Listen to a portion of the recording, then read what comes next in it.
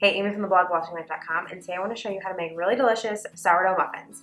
Today I'm going to do a chocolate chip sourdough muffin, and they are really fluffy and delicious, and probably one of our favorite snacks, desserts, breakfast food. You can make this as a long fermented recipe if you have a hard time digesting grains and you want the benefits of the sourdough. You can actually long ferment this, or if you're in a hurry and grains don't bother you, you can make this as a quick type muffin and make it all at one time and bake them right away.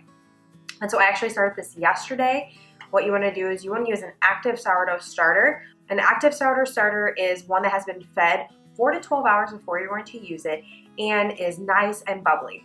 So I started off yesterday morning feeding my sourdough starter, and then later in the afternoon I started my muffins. To a bowl I added 1.5 cups of all-purpose flour, 1/3 cup of melted butter, 3/4 cups of honey, and 1/2 cup of active sourdough starter.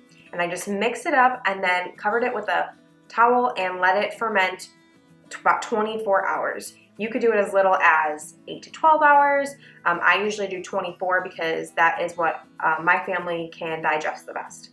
And so that's what we normally do. Now it's been fermented and it's sitting in this bowl, and I'm gonna add the remaining ingredients. I will say you can do this by hand, but it is way easier if you use a stand mixer to really incorporate and mix all the ingredients together. So I'm gonna add 1 teaspoon of vanilla extract. Now this is homemade vanilla extract, but you can definitely use store-bought. I've also done this with some lemon extract too, and it's really good. And this is really more like a master muffin type recipe. You could do this chocolate chip, you could do this blueberry. I've done both. I've made them just lemon. They're really, really yummy. Okay, I have 1/4 teaspoon of salt, 3/4 teaspoon of baking soda, and then 2 eggs. I always like to crack mine into, at least that was a nice clean egg. I always like to crack mine into a separate bowl, just in case you get a bad egg, or we have farm fresh eggs, so I don't want any poop in there. Also, you just want to make sure that you have your oven preheating at 375 degrees, and you can line your muffin tins or just grease them. All right, so now I'm just going to mix it up and turn it on low until the eggs and everything is really nicely combined.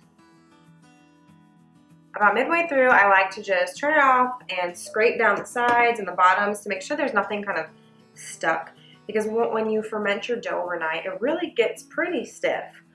And so you just want to make sure that there's nothing stuck at the bottom.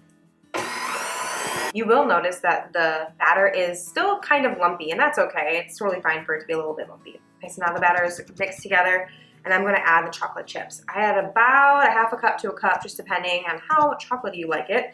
I usually like to use mini chocolate chips. I think they disperse way better and are really, really yummy in this, but I don't have any, so I feel like this is a common theme in all my videos. I just use what I got. So I have big chocolate chips in here, and so that's what I'm going to use today.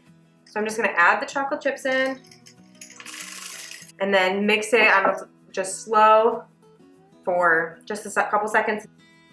Now that my batter is nicely combined, I'm going to put it into my muffin tin.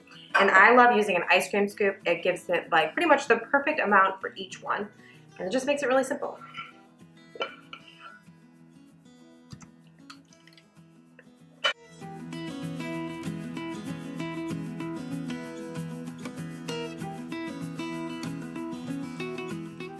Now these are ready to go in the oven at 375 for about 20 to 25 minutes until they start to turn golden brown.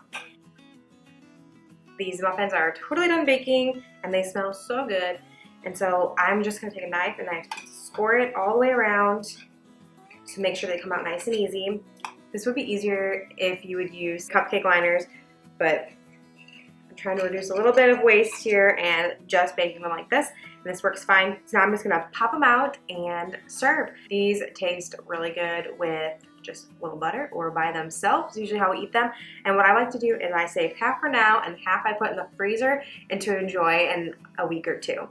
That way we don't all just eat all of muffins right away, because in my family we would do that. But they're so yummy, and they have healthy fermented grains in them, and they're fluffy and buttery. These are so good. If you are looking for more of a banana muffin recipe, I do have a sourdough banana bread recipe on the YouTube channel, and I have made those into muffins, and they're really good. I may even prefer them being muffins. You can make these however you like. If you want to do these blueberries or even raspberries, chocolate chips, you could add nuts. This is really a master sourdough muffin recipe that you can kind of tailor to what you like in your muffin.